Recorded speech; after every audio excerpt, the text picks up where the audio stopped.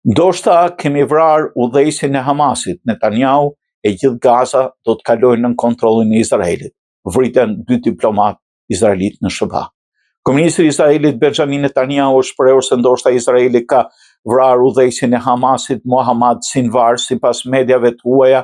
Komentet Netanyahu i bëri përmes një konferencë për shtyp, ku tha se nëse ka një mundësi për një armë pushim të përkohshëm dhe një marrëveshje për shkëmbim pengjesh, Izraeli do të jetë i hapur për këtë.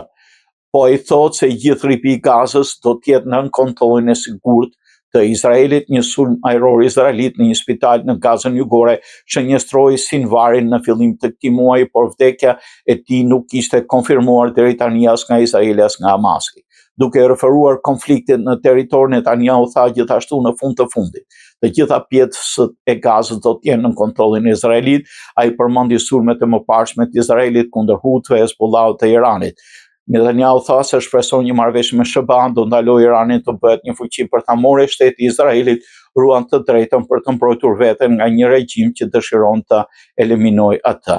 Kryeministri i Izraelit Benjamin Netanyahu ka reaguar pas një sulmi me armë zjarri në Washington DC, kur mbetën të vrarë 2 punonjës të ambasadës izraelite. Ngjarja ndodhi pranë muzeut Hebre në kryeqytetin amerikan, ndërsa viktimat, një çift i ri që pritet fejoheshin, po largoheshin nga një event në muze kur qelluan për vdekje. Sipas policisë, autori i sulmit ka thirrur Free Palestine.